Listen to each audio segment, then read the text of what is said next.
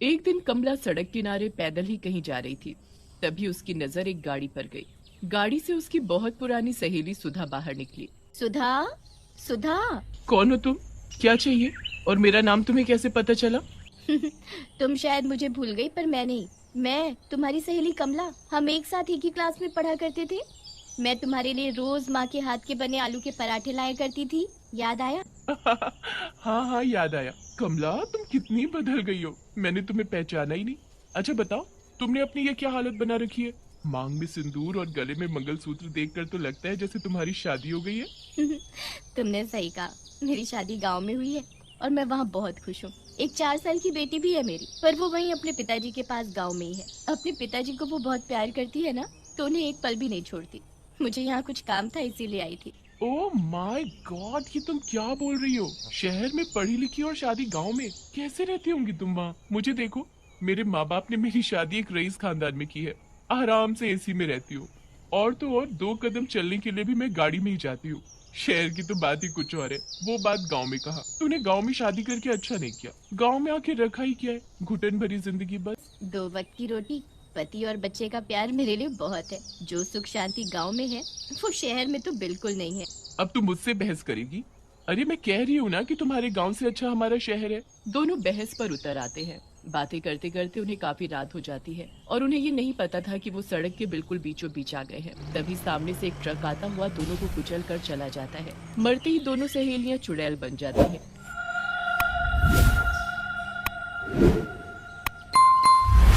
एक शहरी चुड़ैल, दूसरी गांव की। मैं मर गई, मैं मर गई कमला, मैं मर गई। वो देख, मैं वहां मरी पड़ी हूँ। मुझे किसी ने नहीं बचाया। काश कोई मुझे बचा लेता। अब मेरा क्या होगा? तुम तो अपने लिए रो रही हो और मैं अपनी बच्ची के लिए। अब क्या होगा मेरी बच्ची का?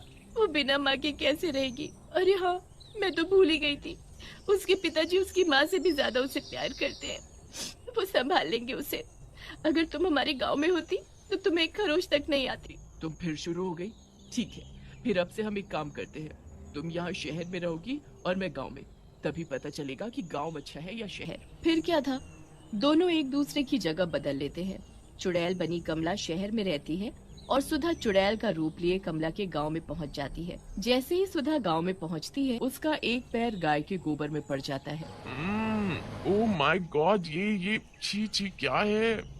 मेरा पैर, ये मेरे पैर में क्या लग गया? इससे कितनी बदबू भी आ रही है। छी। ओ, ऐसा लगता है कि अभी उल्टी हो जाएगी।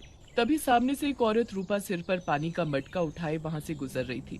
वो चुड़ैल को गोबर में सना देख उस पर हंसने लगती है। ये गांव है गांव, यहाँ कदम कदम पर ऐसा ही मिलेगा। संभल कर चलो चुड़ैल रानी। तुमने मुझे चुड़ैल कैसे बोला? तुम्हारी हिम्मत कैसे हुई मुझे चुड़ैल बोलने की? चुड़ैल को चुड़ैल नहीं बोलूंगी तो क्या बोलूं? तुम ही बता दो चुड़ैल रानी। हाँ। अरे मैं तो भूल ही गई थी कि मैं अब एक चुड़ैल हूँ। पहले जैसी नहीं दिखती अब मैं। अच्छा ये बताओ, मैं चुड़ैल हूँ, तुम्हें मुझसे डर नहीं लग रहा? हमारे गांव में आए दिन चुड़ैल घुस आती हैं। उन्हें हम मारते नहीं हैं, बल्कि उनसे पूछते हैं कि वो किस कारण से चुड़ैल बनी। आखिर उनकी क्या मजबूरी थी जो वो चुड़ैल बन गई मरने के बाद। फिर हम सब गांव वाले मिलकर उसकी इच्छा पूरी करते हैं और उसे मुक्ति दिला देते हैं, ताकि वो गांव वालों को दुखी न करे। उसके बाद वो चुड़ैल फिर कभी गांव में दिखाई नहीं देती। अच्छा, तुम अपना ये गोबर वाला पैर आगे करो ताकि मैं इसे धो सकूं। What you mean गोबर?